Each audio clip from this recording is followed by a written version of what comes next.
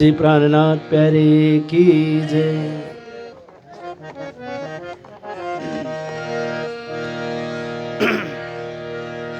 सखीरी आत्म रोग बुरो लाग्यो, सखीरी आत्म रोग बुरो लाग्यो। याको दारू न मिले तबीब, याको दारू न मिले तबीब, आत्म रोग बुरो लाग्यो। सखीरी आत्म रोग बुरो लाग्यो।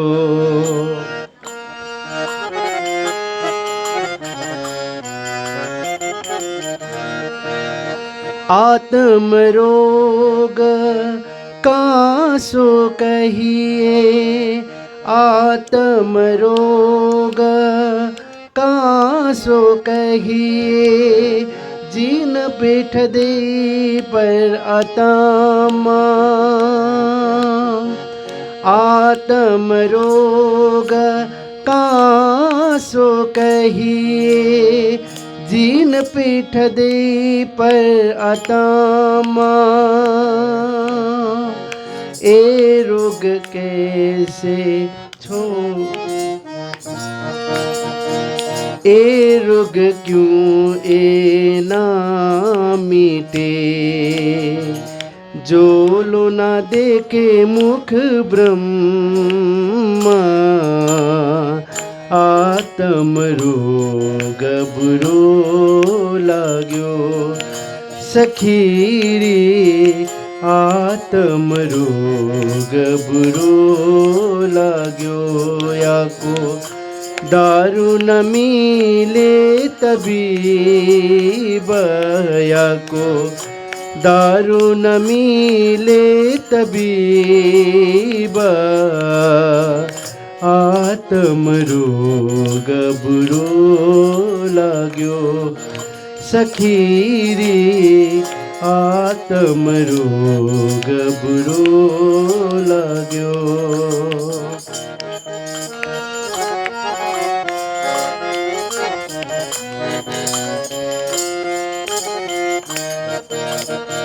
सखीरी ताते दुख प्यारो लाग्यो, अंदर देखो विचार।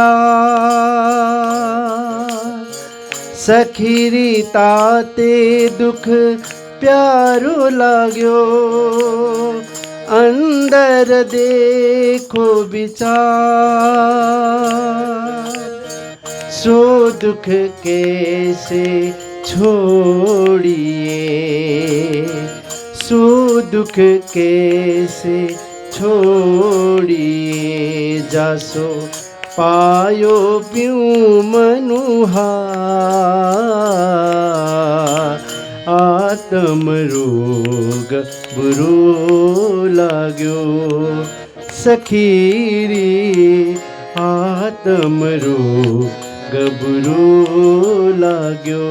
याको दारू न मिले तबीब, याको दारू न मिले तबीब, आत्म रोग बुरो लाग्यो।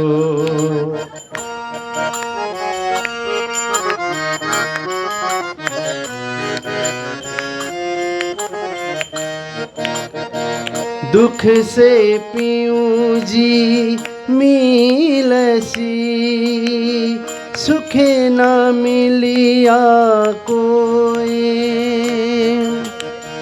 दुख से पीऊँ जी मिलसी, सुखे न मिलिया कोई। अपने धनी का मिलना, अपने धनी का मिलना।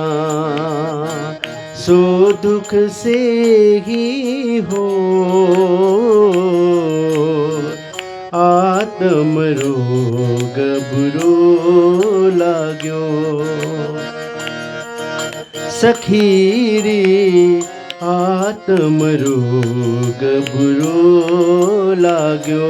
या को दारू न मिले तबीब, या को दारू न मिले तबीब आत्म रोग बुरो लाग्यो। महमत कहे इन दुख को मोहलन कियो जाए। महमत कहे इन दुख को मोलन कियो जाए।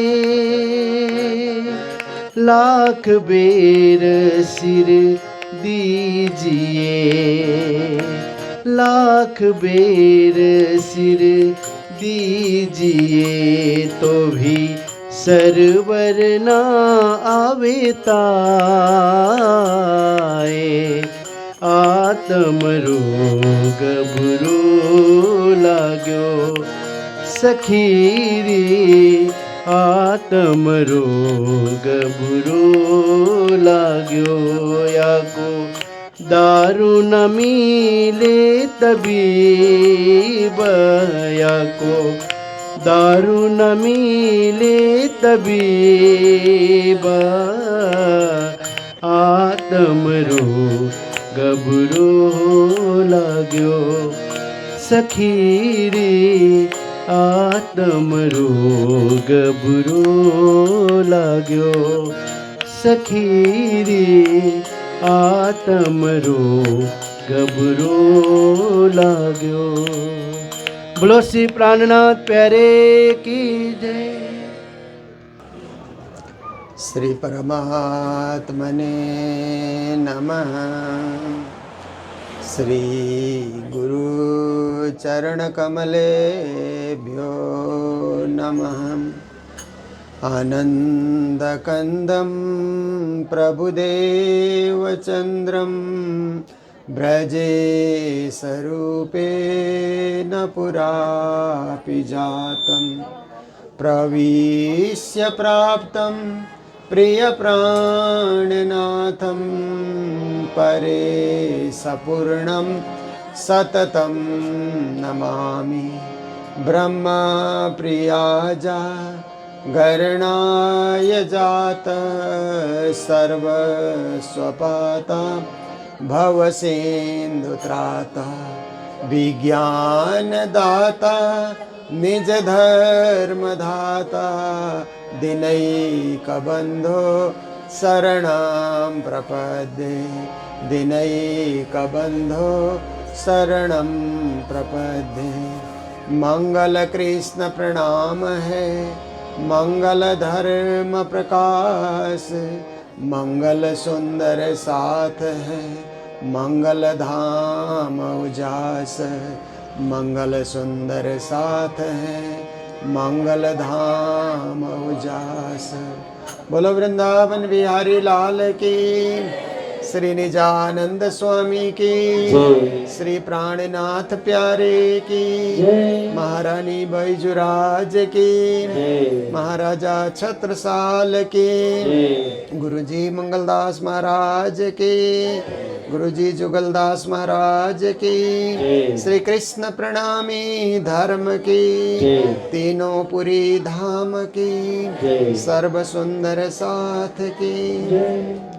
भज मन राज श्यामा, राज श्यामा श्यामा श्याम। भज मन राज श्यामा, राज श्यामा श्याम श्याम। भज मन राज श्यामा, राज श्यामा श्यामा श्याम। भज मन राज श्यामा, राज श्यामा श्याम श्याम भज मन राज श्यामा राज श्यामा श्यामा श्याम भज मन राज श्यामा राज श्यामा श्याम श्याम भज मन राज श्यामा राज श्यामा श्यामा श्याम भज मन राज श्यामा राज श्यामा श्याम श्याम भज मन राज श्यामा राज श्यामा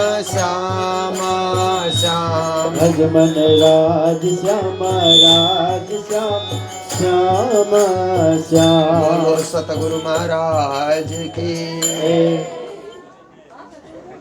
आज हम सब लोग, क्योंकि ये प्रवचन YouTube से पूरे विश्व में जाएगा, इसलिए मैं हिंदी में चर्चा रखने जा रहा हूँ। देखिए, हम सब लोग विश्व की एक पवित्र भूमि, एक पावन भूमि, धर्म भूमि, पुण्य भूमि नेपाल में हम सब लोग एकत्रित होकर के नेपाल की राजधानी काठमांडू में, भक्तपुर में, कटुंजे नाम के इस स्थान में, जहाँ अपना भव्य मंदिर बना हुआ है, सुंदर मंदिर है, कलात्मक मंदिर है। इस मंदिर में सप्ताह व्यापी श्री 108 पारायण, श्री तारतम वाणी चर्चा, श्रीमद् भागवत कृष्ण कथा, संत गुरुजनों के उपदेश, वाणी गायन, भजन गायन, सांस्कृतिक कार्यक्रम, विविध कार्यक्रम से सजा हुआ इस महामहोत्सव में श्री कृष्ण प्रणामी धर्म जागनी महोत्सव, इस पावन महोत्सव में हम सब एकत्रित होकर के आज का दिन पूर्णाहुति का दिन भी है। थोड़ी देर के बाद 108 पारायण पूरे हो जाएंगे, मंच का कार्यक्रम भी पूरा हो जाएगा। फिर हम लोग यादें लेकर के, कार्यक्रम की यादगिरी लेकर के, स्मरण लेकर के अपनी अपनी जगह को लौटेंगे। देखिए, नेपाल का यह इतिहास बहुत प्राचीन इतिहास है। ये ऋषियों की, तपस्वियों की भूमि है। ने नाम के मुनि ने इस स्थान को पाल रखा था, इसलिए भी नेपाल कहा जाता है। कुछ इतिहासकारों का ऐसा भी कहना है, और कुछ इतिहासकार ऐसा भी कहते हैं कि श्री कृष्ण गाय और बछड़ों को लेकर के वहाँ गोकुल वृंदावन से गाय चराते चराते काठमांडू तक, नेपाल तक आ गए थे। क्योंकि कृष्ण तो सारे भारत भूमि में, नेपाल भूमि में विचरण करते थे, वो तो परमात्मा थे ना। तो यहाँ पर उनकी एक गाय एक निर्जन भूमि में जाकर के अपने आप दूध की धारा छोड़ती है। गाय के स्तन में से अपने आप दूध निकलते हैं। सबको आश्चर्य हुआ कि ये क्या बात है, एक गाय अपने आप दूध की धारा छोड़ रही है, दूध चढ़ा रही है। बाद में वहीं ग्वालों ने खोद करके देखा, कृष्ण के साथियों ने खोद करके देखा, तो पशुपतिनाथ वहीं प्रकट हो गए। पशुपतिनाथ में जो शिवलिंग है उनका प्राकटीकरण हो गया, ये भी कुछ इतिहासकार बोलते हैं। तो देखिए, यहाँ पर कृष्ण मंदिर तो प्राचीन मंदिर है ही, आप लोग दर्शन करते ही हैं। और श्री कृष्ण प्रणामी धर्म निजानंद संप्रदाय का भी यहाँ पर विशेष प्रचार प्रसार हुआ। तो देखिए, महामते प्राणनाथ जी 1735 में हरिद्वार में गए थे। तो उस समय नेपाल के एक संत कृष्णदास भंडारी उनका नाम था, बड़े त्यागी थे, धर्म की खोज में थे। प्राणनाथ जी हरिद्वार में 1 महीने तक शास्त्रार्थ करते रहे, धर्म चर्चा करते रहे, विविध जिज्ञासियों के प्रश्न का उत्तर देते रहे। तो कृष्णदास भंडारी सब दृश्य को देख रहे थे, सुन रहे थे। बाद में उन्होंने प्राणनाथ जी से तारतम मंत्र ग्रहण किया और ग्रहण करने के बाद कुछ समय तक प्राणनाथ जी के साथ ही रहे और धर्म शिक्षा लेते रहे। पूर्ण ब्रह्म परमात्मा की महिमा, तारतम की महिमा, निजानंद की महिमा, आत्मानंद की महिमा, ये सब कुछ वो समझते रहे। और उनके मन में विचार आया कि मैं अपने देश लौट करके, अपनी जगह लौट करके इस धर्म का विशेष रूप से प्रचार करूं।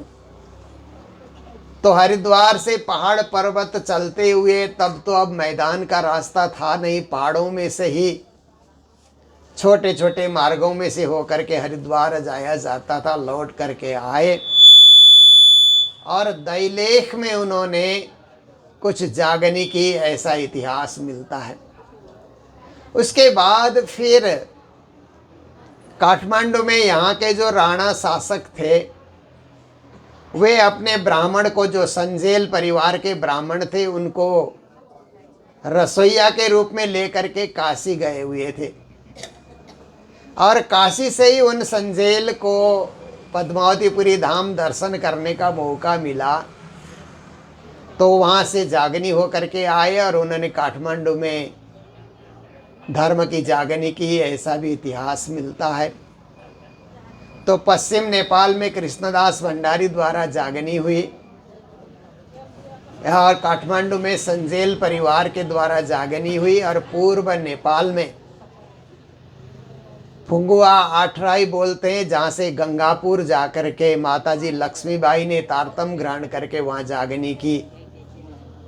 तो 3 स्थानों से नेपाल में जागनी प्रारंभ होने का हमें पुराने ग्रंथों को पढ़ने से, इतिहास को सुनने से, गुरुजनों के वचन को सुनने से पता चलता है। तो देखिए 345 साल पुराना ये इतिहास हम मान करके चलते हैं कि प्रणामी ज्ञान, प्रणामी भक्ति, प्रणामी दर्शन, पूर्ण पुरुषोत्तम परब्रह्म का ज्ञान, अक्षरातीत का ज्ञान इस धरती पे प्रचार हुआ, प्रसार हुआ और उत्तरोत्तर गति से इसका विस्तार होते जा रहा है।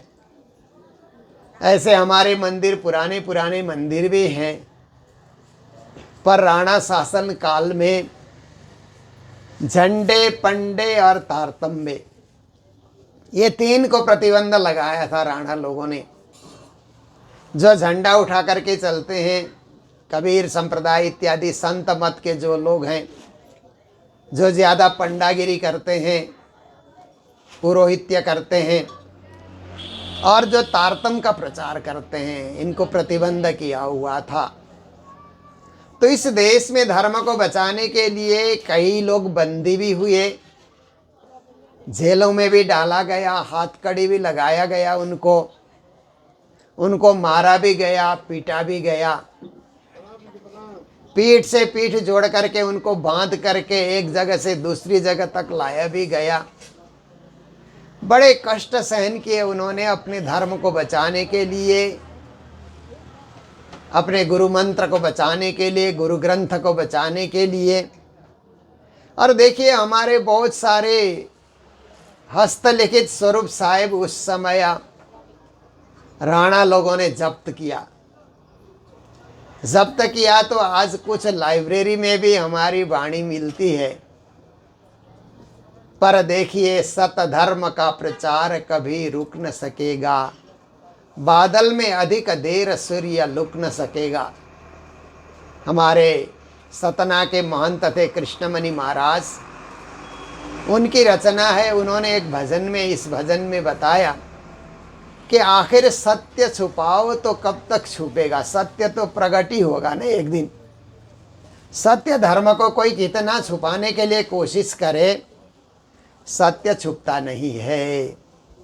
प्राणनाथ जी ने भी सत्य के लिए कहा ना, सत्य वचन धारण सो पालिए, जहाँ लगे उभो देहा, अनेक विघ्न पड़े जो माथे तोहे न मुकिए सनेया।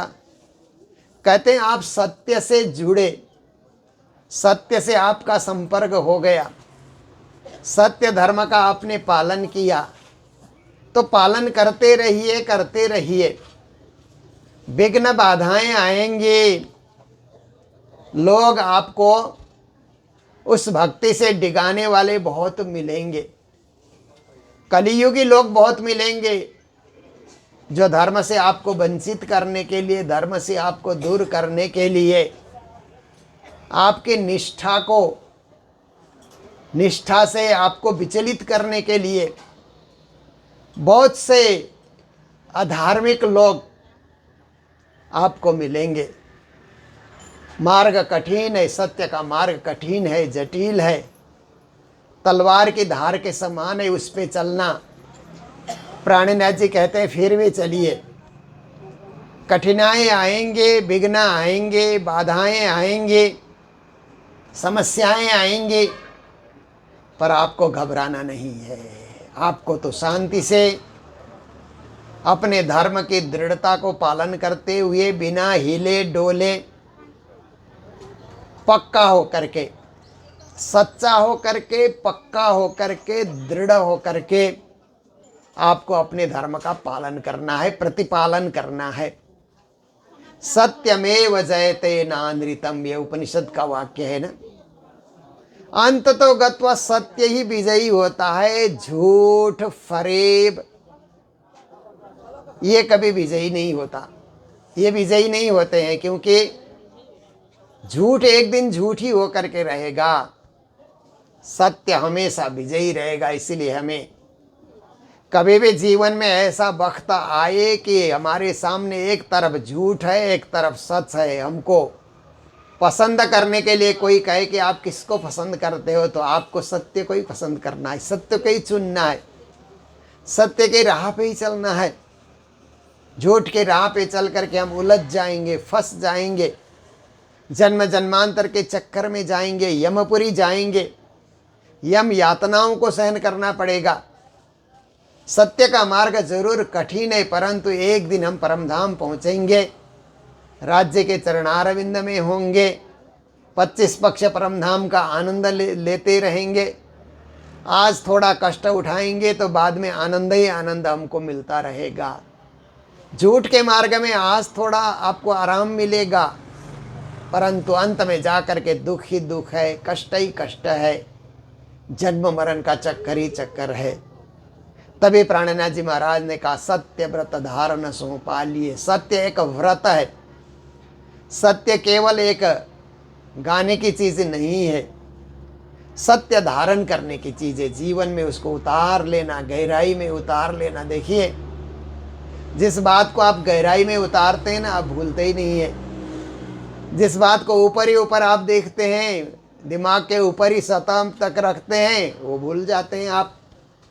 दिमाग की गहराई में आप रखेंगे, हृदय की गहराइयों में आप रखेंगे, कभी नहीं भूलेंगे।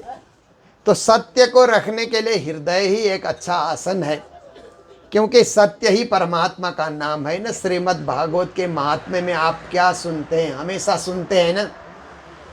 कोई भी भागवतकार इस श्लोक को कहे बिना भागवत प्रारंभ करता ही नहीं है। सच्चिदानंद रूपाय विश्वोत्पत्त्यादि हेतवे तापत्रय विनाशाय श्री कृष्णाय वयम नुमः। कोई भी कथाकार होगा ये श्लोक बोलेगा ही बोलेगा, क्योंकि ये श्लोक इतना सारगर्भित है, इतना प्रामाणिक है। पद्म पुराण का श्लोक है, भागवत के महात्म्य में इसको सजाया गया है। इतना सारगर्भित श्लोक है कि परमात्मा के स्वरूप इसी में झलकता है कि पूर्ण ब्रह्म परमात्मा कैसे हैं, तो सत चिद आनंद से परिपूर्ण है। उनमें सत्य है, चैतन्यता है, आनंद है। इस तरह से पूर्ण ब्रह्म परमात्मा परिपूर्ण है, सच्चिदानंद उनको कहा जाता है। फिर आगे कहते हैं कि विश्व के उत्पत्ति, स्थिति और लय के कारण भी श्री कृष्ण ही है, पूर्ण ब्रह्म ही है।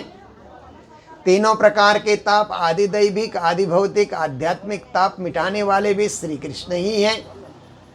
ऐसे परब्रह्म श्री कृष्ण के चरणों में नमन करना, प्रणाम करना, अभिवादन करना, मस्तक झुका देना, ये इसी को कृष्ण प्रणामी धर्म कहा जाता है। कृष्ण प्रणामी न पुनर्भवाय। देखिए वाणी में 2000 चौपाई में कृष्ण की महिमा है। क्योंकि मुझे ये लॉकडाउन और कोरोना महामारी के दिनों में वाणी पारायण पढ़ने का अच्छा मौका मिला। कहीं जाना आना होता नहीं था तो मैं आराम से, जल्दी नहीं है पारायण पढ़ने की, सप्ताह पारायण में तो जल्दी से पारायण पूर्ण करना है। 3000 चौपाई 4000 चौपाई पढ़ाने वाले कहते हैं इतना पूरा करो तो जल्दी जल्दी जल्दी जल्दी होता है। आप अपने लिए पारायण पढ़ें, अपने लिए, अपनी आत्मा के लिए पारायण पढ़ें, किसी के लिए नहीं। कोई धाम जा रहा है उसके लिए पढ़ रहे हैं, जाने वाला है उसके लिए पढ़ रहे हैं, मंदिर का वार्षिक मेला है उसके लिए पढ़ रहे हैं, वो अलग है, ठीक है, पढ़ना चाहिए, वो भी हमारी परंपरा है। पर आप कभी मस्ती में अपनी खुशी के लिए, अपने आत्मानंद के लिए, परमानंद को पाने के लिए, खुद के लिए आप पारायण पढ़ेंगे तो डूब करके, पारायण में गहराई में डूब करके आपको अध्ययन करने का, पढ़ने का मौका मिलेगा। नई शब्द समझ आए तो अर्थ देखिए, आजकल तो अर्थ सहित वाणी भी मिल जाती है, अर्थ देख करके आप पढ़िए तो आपको बड़ा आनंद आएगा। मैंने देखा कि वाणी में कृष्ण की महिमा से युक्त कितनी चौपाइयाँ हैं। मैंने कहा ये चौपाइयाँ मैं गिनता हूँ। रास में, प्रकाश में, सटृत में, कलश में, सनंद में, किरंतन में, खुलासा, खिलवत, परिक्रमा, सागर, श्रृंगार, सिंधी, मार्फत, कयामत नामा, 14 ग्रंथों में 2000 चौपाई है।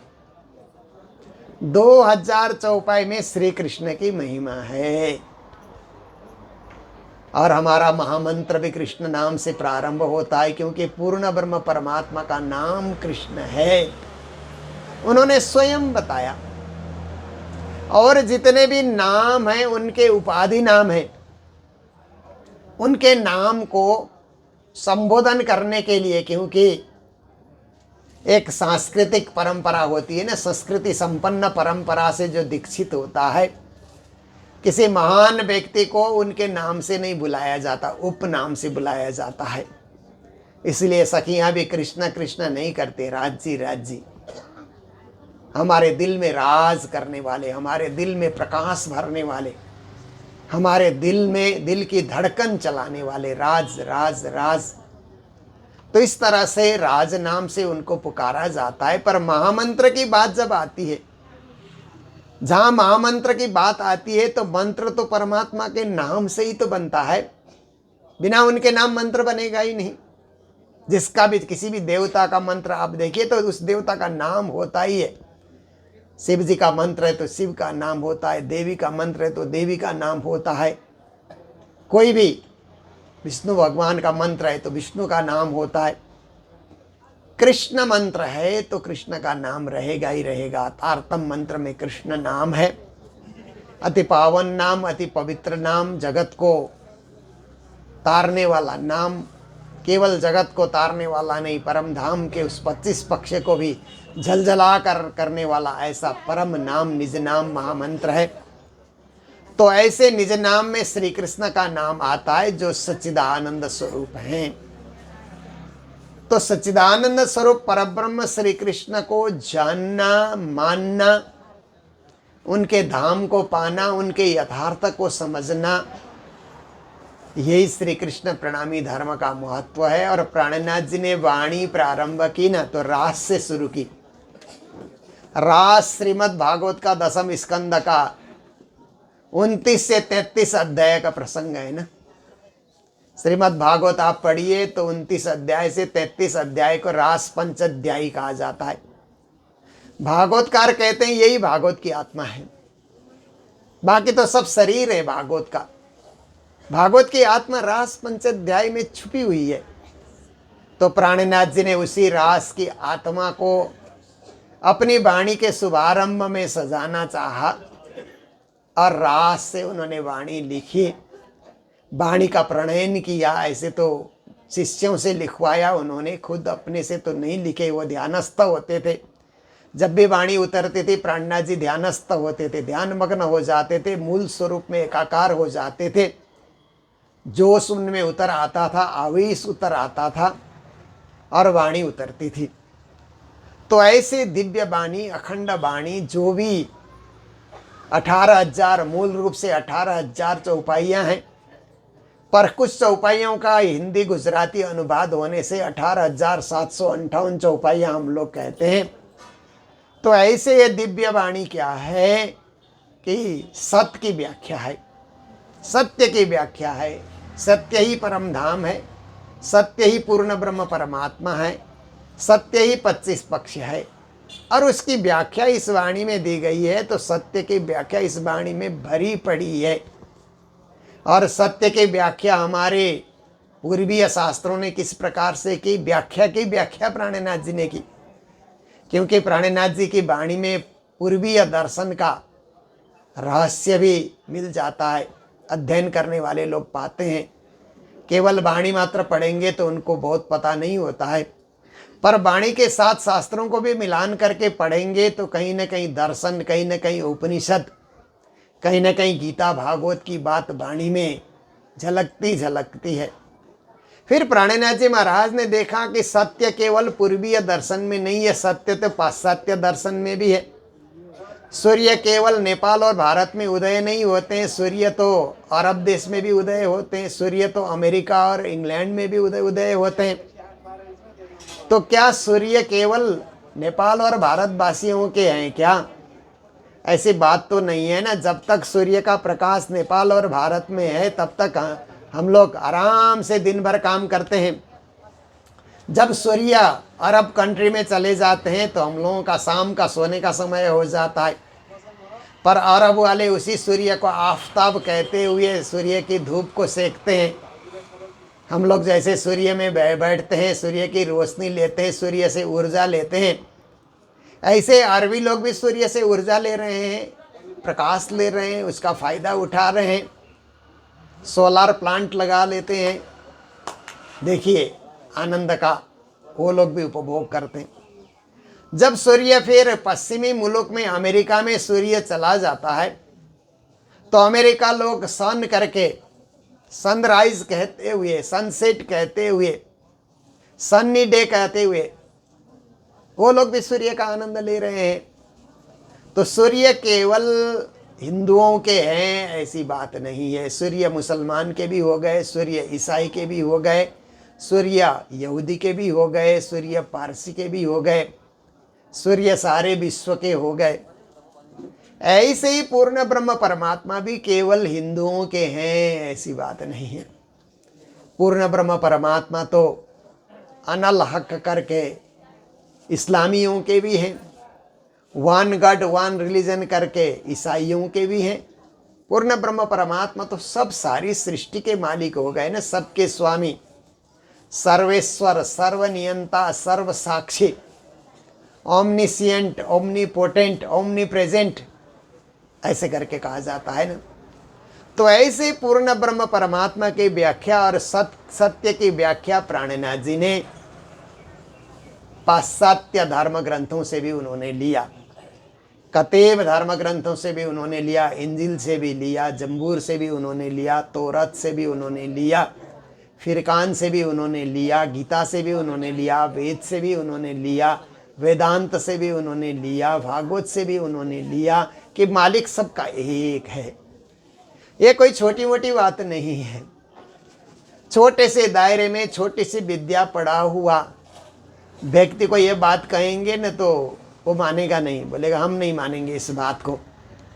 पर जो लोग विश्व स्तर में काम करते हैं, विश्व चिंतक जो होते हैं, पूरी मानवता के लिए जो लोग सोचते हैं, ऐसे लोगों के सामने प्राणनाथ जी की विश्वव्यापी ये सैद्धांतिक बातों को जब प्रकट किया जाता है तो वो लोग बहुत खुश होते हैं। अरे वाह, ऐसे भी हमारे देश में महापुरुष हुए जिन्होंने विश्व को देखा। क्योंकि प्राणनाथ जी महाराज की वाणी में विश्व शब्द कई बार आते हैं ना, विश्व देख भयामय विस्मय देख देख आवत मोह यहाँ सा। प्राणनाथ जी महाराज ने तो देखिए सुख शीतल करूं संसार, कभी संसार के रूप में उन्होंने देखा, कभी विश्व के रूप में उन्होंने देखा, कभी जगत के रूप में उन्होंने देखा है।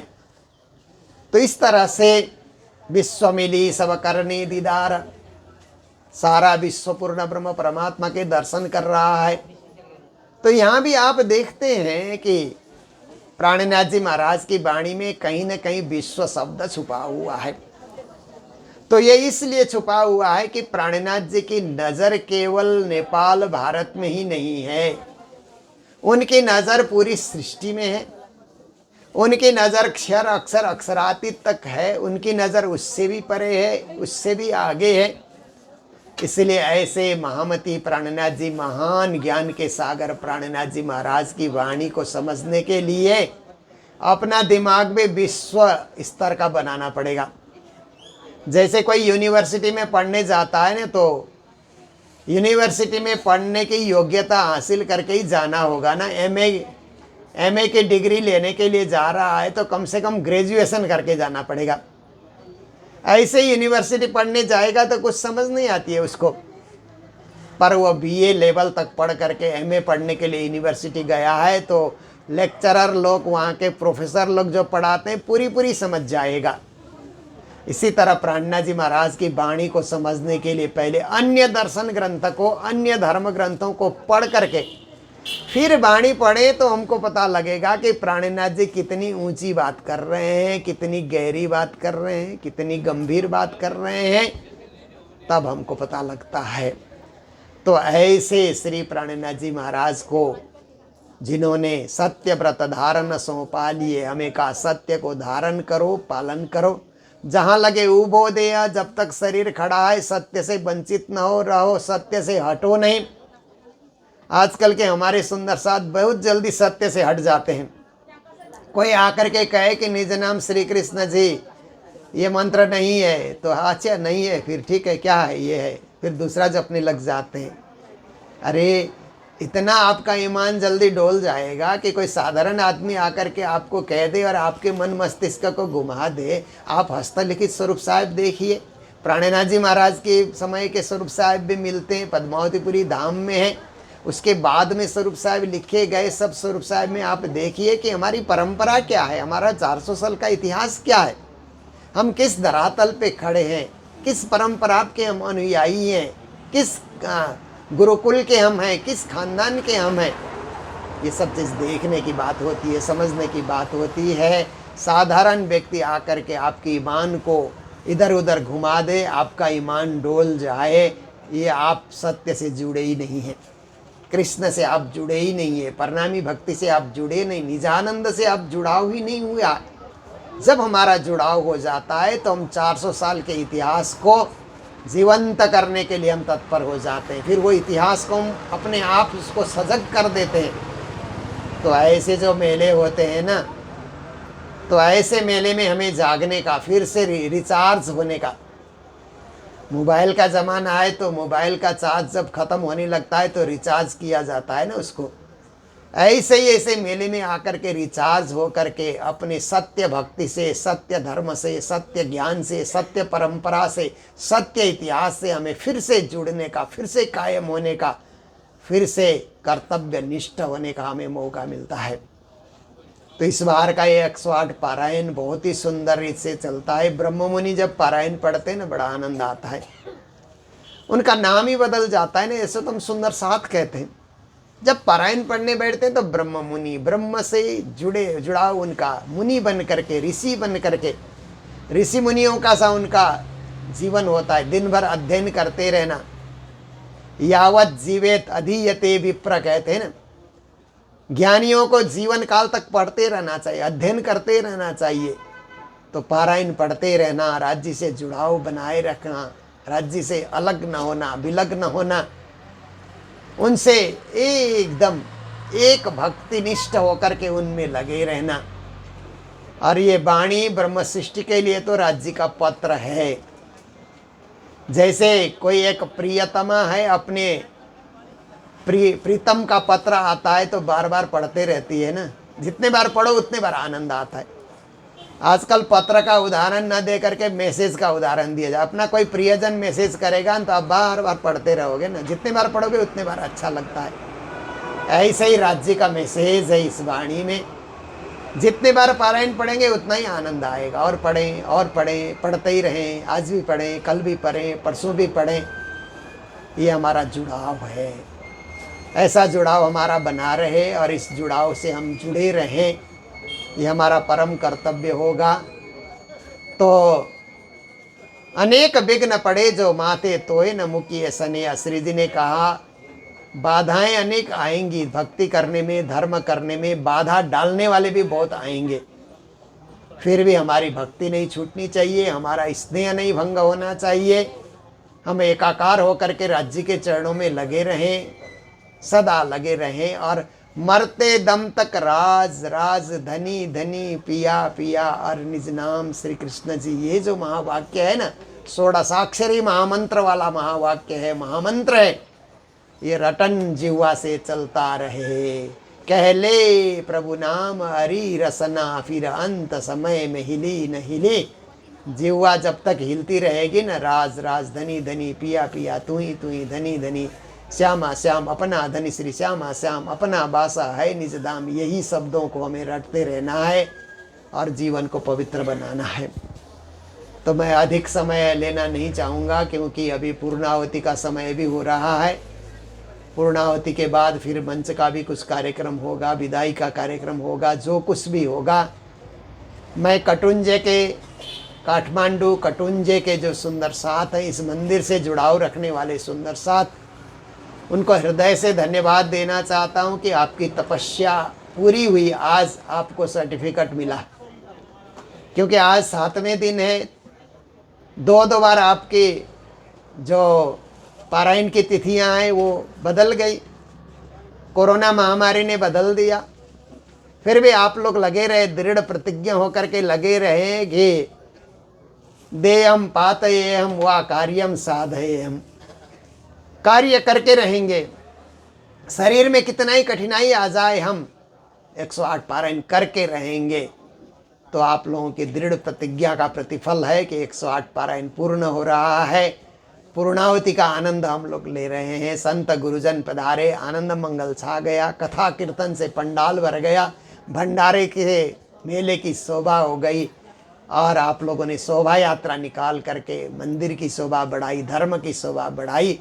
ऐसे ही शोभा बढ़ाने का कार्य आप लोग आगे भी करते चलें। तो आप सबके प्रति मंगल कामना, मंगल भावना व्यक्त करते हुए मैं वाणी चर्चा, ऐसे ग्रंथ खोल करके चर्चा करने का यहाँ ऐसा अवसर नहीं मिला, पर वाणी की एक चौपाई की चर्चा मैंने आपके समक्ष रखी है। इसको आप लोग बिसारे नहीं, भूले नहीं, और अपनी 400 साल की परंपरा से विचलित आप न हो, दृढ़ होकर के इसी परंपरा में जुड़ करके हमारे माँ बाप परम धाम चले गए, हमारे गुरुजन परम धाम चले गए, हमें इसी में स्थिर होकर के परम धाम चलेंगे। डोलने की कोई ज़रूरत नहीं है, बस सुदृढ़ होने की ज़रूरत है। ये आप सबसे करबद्ध प्रार्थना करते हुए अभी की चर्चा को मैं विराम देने जा रहा हूँ। हम सब मिल करके पिया तुम तैसी राज्य की अर्जी बोलेंगे, और हमारे ऑनलाइन श्रोताओं को भी, जो देश विदेश में बैठ कर के वाणी चर्चा सुनते हैं, उनको भी आप लोग बैठे रहें, आप सबका चेहरा दर्शन करने का उनको भी अवसर मिलेगा, और हमारे पारायण, अखंड पारायण मंदिर के भी दर्शन उनको होंगे। आप बने रहें जब तक अर्जी बोली जाती है। बोलो सदगुरु महाराज की, श्री प्राणनाथ प्यारे की, सर्व सुंदर साथ की, आज के आनंद की। प्रणाम।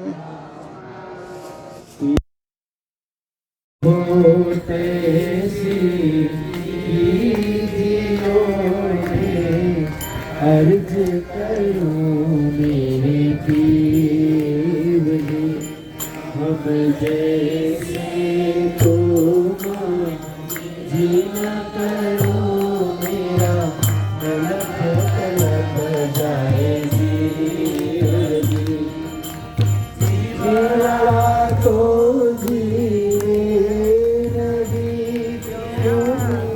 तेरी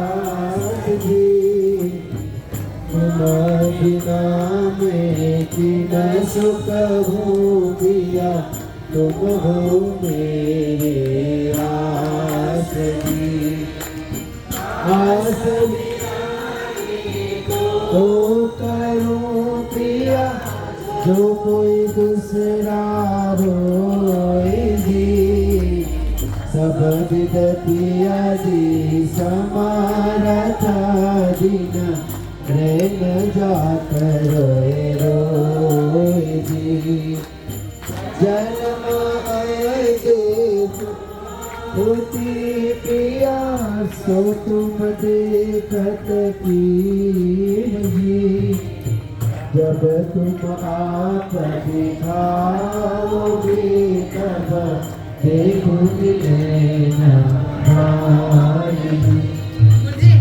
एक पुकार दिया सुन के अब दिया करो अब जी न जी, सुन सुन खबर जियो में अर्ज करो। एक अर्ज में तो करूं पिया, जो आड़ी भरी अंतराय जी, सो आड़ी अंतराय ताल के दुल्हा कीजिए कंठ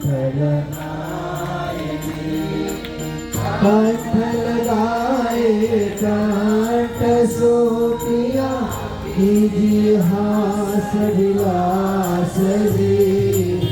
वारण जाए श्री इंद्रावती पिया, राखो कदम के पास जी। तुम दुल्हा में दुल्हन पिया, और जानो बात जी।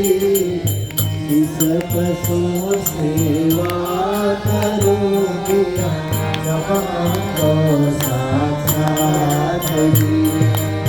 सदा सुख दाता क्या करूं इस बात की, जुगल स्वरूप परवन अगना बलि बलि जाई। सदा सुख दाता नाम नहीं में, क्या कहूँ इस बात की, श्री महामति जुगल स्वरूप परवन अगना बलि बलि जाई। किया तुम हो कैसे कीजियो में अर्ज करूं अर्ज करूं। बोलो श्री प्राणनाथ तेरे की, सतगुरु महाराज की, आपके धनी की, पुरी धाम की, मंगल धाम